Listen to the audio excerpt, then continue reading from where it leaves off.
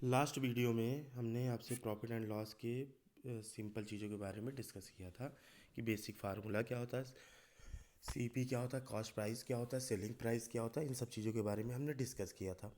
But इस video में हम एक्सरसाइज 13.1 के क्वेश्चंस के बारे में डिस्कस करेंगे। ठीक है, जिसमें हो सकता है क्वेश्चन नंबर 1 से जितने भी हो सकेंगे उतने वीडियो के बारे में हम उतने क्वेश्चंस के बारे में हम डिस्कस करेंगे। ठीक है, 13.1 जिसमें प्रॉफिट एंड लॉस चैप्टर का नाम है profit and loss discount and value added taxes. Exercise 13.1 में सबसे पहला क्वेश्चन हम बात करेंगे क्या है। A student buy a pen for 90 रुपये एंड सेल इट फॉर 100 रुपये। एक स्टूडेंट है जिसने 90 रुपये में एक पेन को परचेज किया। तो सीधी सी बात है, जिस रेट पर किसी चीज़ को हम परचेज करते हैं वही आपका क्या कहलाता है, सीपी कहलाता है, कॉस्ट प्राइस कहलाता है। तो यहाँ कास्ट प्राइस कितना हो जाएगा, cost price of 90 rupees and sell it for 100 रुपये। और हमने इसको 90 रुपये में खरीद के 100 रुपये में बेच दिया। तो इसका बेचा कितने रुपए में, सेल कितने में किया, सेलिंग प्राइस कितना हो गया 100 रुपीज़। तो आपसे पूछ रहा find is gain and gain percent. आपको सबसे पहले फाइंड करना है गेन। गेन का मतलब होता है प्रॉफिट। गेन का मतलब क्या होता है, प्रॉफिट। तो प्रॉफिट हम कैसे निकालते हैं, प्रॉफिट निकालने के लिए आपका क्या चीज़ ज़्यादा होना चाहिए, S P is greater than C P. S P ज़्यादा होना चाहिए और सी पी कम होना चाहिए। इस केस में जो प्रॉफिट का फार्मूला लगता है, मैंने आपको बताया था प्रॉफिट इज इक्वल टू होगा S P minus C P.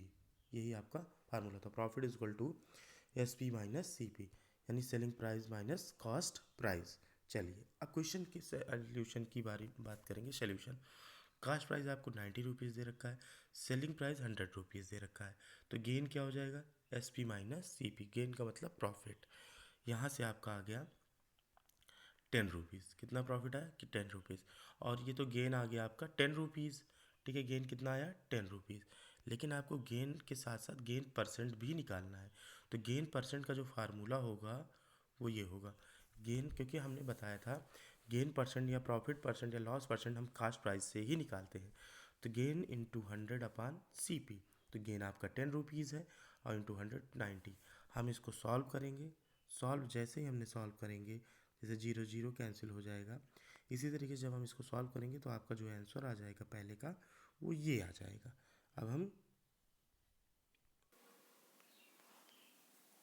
अब हम क्वेश्चन नंबर 1 हमने कंप्लीट कर लिया। अब हम क्वेश्चन नंबर 2 की बात करेंगे। Rekha bought a sari for 1240 and sold it for 1147। Find her loss and loss percent. आपसे कह रहा है कि इसमें आपको क्या चीज़ें, क्वेश्चन ने क्या कहा, रेखा ने एक साड़ी को खरीदा, बॉट ये साड़ी मतलब रेखा ने एक साड़ी को खरीदा कितना 1240 का, और उसे सोल्ड किया 1147 का। मतलब खरीदा उसने 1240 का और सेल किया 1147 का। ठीक है, ठीक है। तो इसमें आपको निकालना है कि लॉस, प्रॉफिट हुआ, लॉस और लॉस परसेंट निकालना है। तो मैंने आपको बताया सबसे पहले हम जिस रेट पर किसी चीज़ को खरीदते हैं उसे हम कहते हैं कास्ट प्राइस। तो यहाँ अगर आप ध्यान से देखिए तो कास्ट प्राइस, साड़ी की कास्ट प्राइस कितना 1240, यानी साड़ी की कास्ट प्राइस 1240। और सोल्ड इट, और इसे क्या किया 1147 में बेच दिया। यानी हमने खरीदा तो ज़्यादा में लेकिन बेचा कम में, यानी सेलिंग प्राइस। इस केस में को ध्यान से देखेंगे तो कास्ट प्राइस ज़्यादा है और सेलिंग प्राइस कम है। तो loss is equal to formula क्या होता है, C P minus S P. तो यहाँ से हम सॉल्व करेंगे तो लॉस कितना आ जाएगा 93 रुपीज़ का। 93 रुपीज़ का लॉस आया। तो ये तो आपने एक चीज़ फाइंड आउट की, लॉस। अब लॉस परसेंट भी आपको फाइंड आउट करना है। ठीक है, तो loss percent is equal to होता है, फार्मूला हम देखते हैं, loss percent is equal to loss into 100/CP is equal to 93/100, 1240 into percentage. Clear. चलिए अब इस तरह से हम इसको सॉल्व करेंगे तो हमारा आंसर आ जाएगा 7.5। ठीक है, तो हम क्वेश्चन नंबर अब 3 की बात करते हैं। क्वेश्चन नंबर 3 क्या है, आ बॉय बाई 9 एप्पल। एक लड़का है, पहले पूरा क्वेश्चन पढ़ते हैं फिर उसके बाद हम उसके बारे में डिस्कशन करेंगे। आ boy buy a 9 apple for ₹9.60 and sells sells them at 11 for rupees 112, find his gain और loss percent। ठीक है, सबसे पहले हम क्या करेंगे, इस क्वेश्चन को, क्वेश्चन नंबर 3 आप खुद से करिएगा। अगर क्वेश्चन नंबर 3 आपको नहीं समझ में आता तो आप हमें से पूछिएगा, क्योंकि हमने क्वेश्चन नंबर 1 और 2 आपको बताया, तो अब आप क्वेश्चन नंबर 3 आप स्वयं से करेंगे। ठीक है, अगर ना आए तो पूछिएगा कि हाँ सर हमको ये क्वेश्चन नहीं। क्वेश्चन नंबर 3 आप लोग खुद से ट्राई करिए, अगर नहीं आएगा तो हमसे डिस्कस करिएगा। क्वेश्चन नंबर हम 4 की बात करते हैं। The cost of price of 10 articles is equal to the selling price of 9 article, find the profit percent. कह रहा है कि द कास्ट ऑफ 10 आर्टिकल, ठीक है, is equal to 9 selling article के बराबर है। तो सबसे पहली कंडीशन उसने क्या दे रखा है, उसने कहा कि cost of 10 article is equal to selling price of 9 article. हमने लेट किया, सपोज किया कि ये 90 रुपीज़ है। ठीक है, हमने क्या लेट किया कि ये 90 रुपीज़ है। तो कॉस्ट प्राइस 1 आर्टिकल का निकाल लीजिए, तो कितना आ जाएगा, वो 9 रुपये आ जाएगा। ऐसे सेलिंग प्राइस के 1 आर्टिकल का निकाल लीजिए, आ जाएगा 10 रुपीज़, दोनों का आ गया। अब आपसे पूछ रहा फाइंड द प्रॉफिट, हमने ये एज्यूम किया है 90। ठीक है, अब हमने देखा कि कास्ट प्राइस कितना आया 9 रुपीज़, सेलिंग प्राइस कितना आया 10 रुपीज़ एक आर्टिकल का। ठीक है, तो गेन क्या हो जाएगा, S P minus C P, 10 minus 9 equal to 1। तो गेन परसेंट क्या हो जाएगा, फार्मूला वही पुराना, gain percent equal to gain into 100 upon C P. आप सॉल्व कर लेंगे, आपका आंसर आ जाएगा। क्वेश्चन नंबर हम 5 की बात करते हैं। क्वेश्चन नंबर 5 क्या है, अब देखिएगा ध्यान से। क्वेश्चन नंबर 5 है आपका कि a retailer buy a radio for 225, his overhead expenses। Overhead, जहाँ पे ओवरहेड एक्सपेंसेस की बात आ जाए, मतलब एक्स्ट्रा खर्च, एक्स्ट्रा खर्च। ठीक है, जैसे कह रहा है a retailer buy a radio for rupees 225, his overhead expenses 15, if sell radio for 300 determine the profit percent. ठीक है, तो पहले दो चीज़ देखो, एक रेडियो है, ठीक है, उसने कितने में खरीदा, 225 रुपये में उसने खरीदा, क्लियर, और उस पर उसने कितना और खर्च किया, 15 रुपये।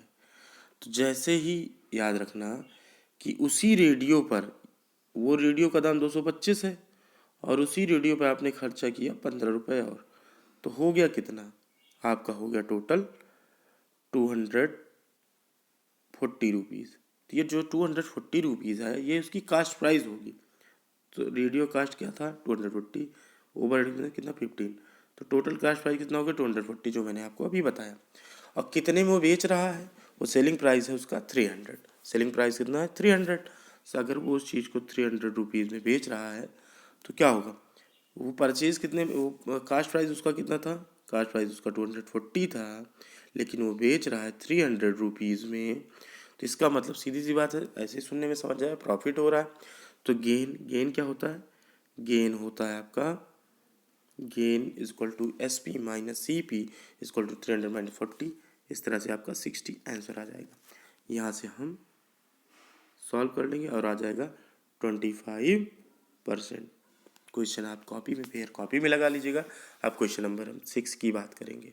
कोई क्वेश्चन में कन्फ्यूज़न हो 1 से लेकर 5 तक में तो हमसे डिस्कस कर लीजिएगा। क्वेश्चन नंबर 6 की बात करते हैं।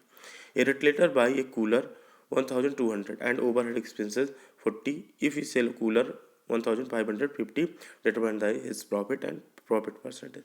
सेम क्वेश्चन वही है, क्वेश्चन सेम वही है। क्वेश्चन में क्या क्या है, कूलर कितने में खरीदा जा रहा है 1200 रुपये में, तो कॉस्ट प्राइस 1200, लेकिन उस पर उसने एक्स्ट्रा कितना और खर्च किया 40 रुपये, तो कास्ट प्राइस कितना हो गया 1240, यानी 1240 रुपीज़ उसका कास्ट प्राइस आया। और उसको बेचा कितने में, सेलिंग प्राइस उसका सेल कितने में किया 1550। ठीक है, तो सीधी बात है प्रॉफिट ही हो रहा है। सेम क्वेश्चन नंबर 5 की तरह है, आप ट्राई करेंगे, नहीं आएगा तो हम आपको बता देंगे। क्वेश्चन नंबर 6 के बाद क्वेश्चन नंबर 7 की बात करते हैं।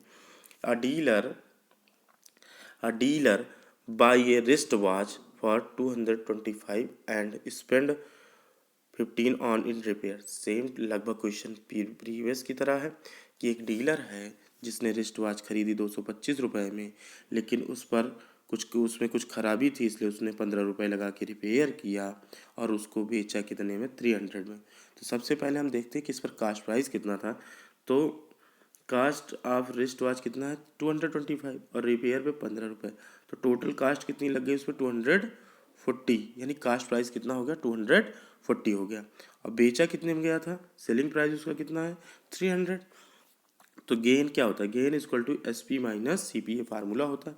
यहाँ से गेन आपका आ गया 60 रुपीज़। और फार्मूला क्या होता है, gain percent is equal to होता है gain into 100 upon C P. ठीक है, ये क्वेश्चन नंबर 7 हो गया। अब हम क्वेश्चन नंबर नेक्स्ट वीडियो में, अब बाकी का हम नेक्स्ट वीडियो में बात करेंगे क्वेश्चन नंबर 8 से लेकर के बाकी के क्वेश्चंस की। ठीक है, अगर किसी बच्चे को कोई कन्फ्यूज़न हो तो आप मुझे व्हाट्सअप करके बता सकते हैं कि हमें इस क्वेश्चन में ये चीज़ नहीं समझ में आई।